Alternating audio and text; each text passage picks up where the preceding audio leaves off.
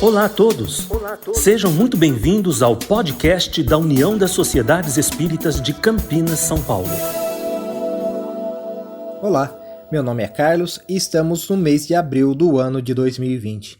A intenção é analisarmos rapidamente algumas mensagens que o movimento espírita tem recebido nas últimas semanas. O primeiro tipo de mensagem diz respeito a mentalizar determinadas cores ou raios para transmutar ou possibilitar a cura do vírus que tem causado essa pandemia.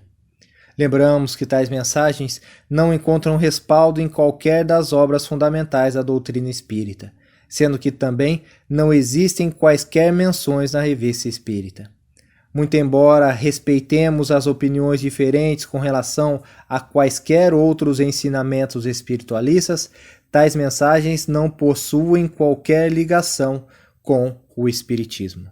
O segundo tipo de mensagens são aquelas atribuídas à Federação Espírita Brasileira, Federação Espírita do Estado de São Paulo e variadas casas espíritas.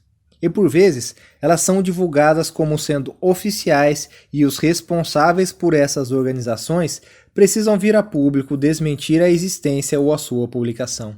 Então, como espíritas, é importante pesquisarmos para confirmar se aquela mensagem foi ou não autorizada, se foi ou não publicada oficialmente. Precisamos adotar algumas cautelas quanto a isso para não divulgarmos algo que seja indevido.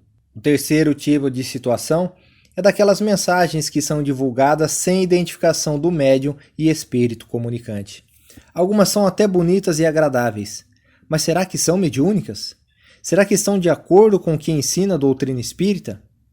Lembremos que nas obras fundamentais não há uma só mensagem sem identificação do espírito comunicante. Isso deve servir de padrão aos espíritas. Se uma mensagem é escrita por uma pessoa, um escritor encarnado, por que não colocar o seu nome? Se é ditada por um espírito e se tornar pública, por que não ter a sua identificação? Allan Kardec analisou isso no Livro dos Médiuns. Muito mais do que um nome, o conjunto de ditados do espírito revela sua identidade, ou seja, seu conhecimento, elevação ou inferioridade, sua bondade ou sentimento desagradável, sua vontade de instruir ou causar dissensão. Por causa desses fatores, é preferível acreditar em algo que seja assinado. Escritor encarnado ou trabalho mediúnico, precisamos saber se é confiável. Isso somente é possível pelo conjunto da obra. Na dúvida, então, devemos ficar sempre com o que ensinam os espíritos e Allan Kardec na doutrina espírita. O quarto e último item a ser analisado é sobre mensagens que dizem que os espíritos poderão colocar a vacina ou cura na água fluidificada, além de outras maneiras correlatas. Primeiramente, sabemos pela doutrina consoladora que os fluidos saudáveis podem equilibrar ou levar à cura após determinada enfermidade ou desequilíbrio, conforme o capítulo 14 de O Livro dos Médiuns. Mas isso é totalmente diferente de vacina. Lembremos aqui algumas questões fundamentais para o espiritismo. Em O Livro dos Médiuns, capítulo 26, é dito a Allan Kardec que espíritos protetores podem ajudar com que as pessoas suportem com resignação as suas dificuldades, sendo que às vezes podem até amenizá-las. Contudo, eles não podem afastar qualquer tipo de expiação ou prova que esse encarnado precisa passar. Ainda no capítulo 26, é dito que a ciência é obra do gênio e só deve ser adquirida pelo trabalho, porque é somente pelo trabalho que o homem avança no seu caminho. Se as coisas lhe fossem dadas inteiramente feitas, para que serviria sua inteligência? Em resumo, percebemos que a ciência é uma conquista da humanidade através do desenvolvimento da inteligência, ou seja, cada coisa deve vir ao seu tempo, inclusive no tocante às invenções ou descobertas industriais.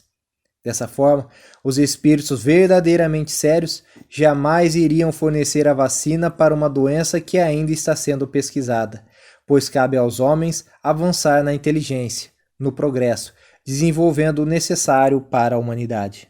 Ainda no mesmo capítulo 26, é dito que quando chega o tempo de uma descoberta, os espíritos incumbidos de lhe dirigir a marcha procuram um homem capaz para inspirar-lhe as ideias necessárias, com o cuidado de lhe deixar todo o mérito, porque cabe ao homem elaborar e pôr em prática a sua execução. Os bons espíritos jamais antecipam algo que cabe aos homens realizarem.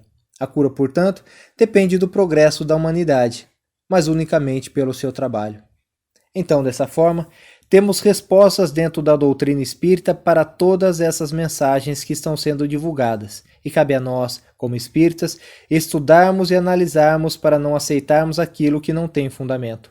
Busquemos então a informação nas obras fundamentais. Nosso muito obrigado, abraço a todos e até a próxima. Obrigado pela sua companhia. Quer saber mais sobre a USE?